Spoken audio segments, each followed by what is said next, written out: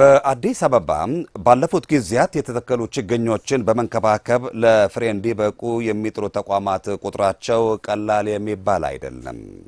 ከነዚህ መካከል ደግሞ በቦሌ ክፍለ ከተማ የሚገኘው የአንድነት መረዳጃ እድር የተከላቸውን ከ10,000 በላይ ችግኞችን የመንከባከብ መርሃ ግብሩን በዛሬው ዕለት አከናውኗል። የማህበሩ ሊቀመንበር ዋና ሳጅን ጀዋር ሙሜ በቦሌ ክፍለ ከተማ በ2015 ዓመተ ምህረት የችግኝ ተከላ መርሃ ግብር ከ10,000 በላይ ችግኞችን መትከላቸውን ገልጸው የተተከሉ ችግኞችን የመንከባከብ ስራ መስራታቸውን ተናግረዋል።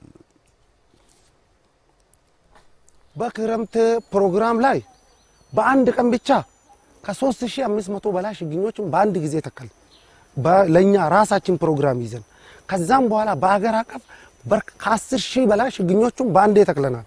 አሁን ደግሞ ባለፈው መተን ችግኞቹን አንከባክበናል። አሁንም ዛሬ መንከባክበናል። ቀጣይም እናንከባክባለን። እዚህ የደረሰው ችግኞች ወደዚህ አሁን የቀሩት አለ። እነዛንም ደግሞ በዚህ በቀጣይ ሳምንት ሁሉንም እንጨርሳለን። ጨርሰን አንከባክበን እናሳድጋለን። ችግኞችን ከመትከል ባለፈ የተተከሉ ችግኞችን በመንከባከብ ለመጪው ትውልድ ማስተላለፍ እንደሚገባም የተናገሩት የማህበሩ አባላት በቀጣይም ችግኞችን የመንከባከብ ተግባር አጠናክረው እንደሚቀጥሉ ነው የገለጹት። ችግኝ ለሚመጣ ትውልድ አስፈላጊ ነው። ለሚመጣ ትውልድ አሁን እነዚህ የሚታዩት ትናንሽ ልጆች የነገ አገር ተረካቢ ናቸው። ስለዚህ ይሄ ችግኝ ለሚመጣ ትውልድ ጠቃሚ በሆኑን ስላየን ለዚህ ነው ይሄን ችግኝ ወደፊትም ዛሬ ብቻ ሳይሆን ወደፊትም በየሳምንት እየተመላለስ ማጠጣት እንዳለብን ገንዘባለሁ ማለት ነው። ለምን ችግኝ ማለት ለልጅ ልጆቻችን የሚጠቅሙ ነገሮች ስለሆኑ በራሳችን ተነሳሽነት ለማጠጣት ዝግጁ ሆነን ተነስተን መጣ። በቀጣይም ያው ለልጄን በማስተማር ችግኝ ማለት ልጅ ማለት ነው። ለምን እነዚህ ደግሞ ለትውልዱ በጣም አስፈላጊ ስለሆነ በቃ ለማጠጣት ዝግጁ ነው።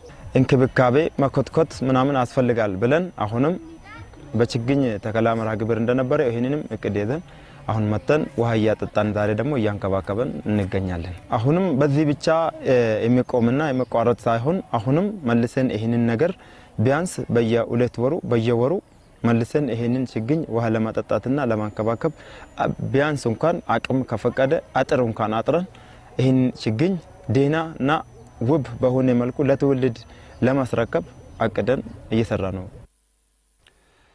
የአንድነት መረዳጃ እድር ከተቋቋመ 2 ዓመታት የተቆጠሩ ሲሆን በተለያዩ የልማት ስራዎች ላይ እየተሳተፈ ይገኛል።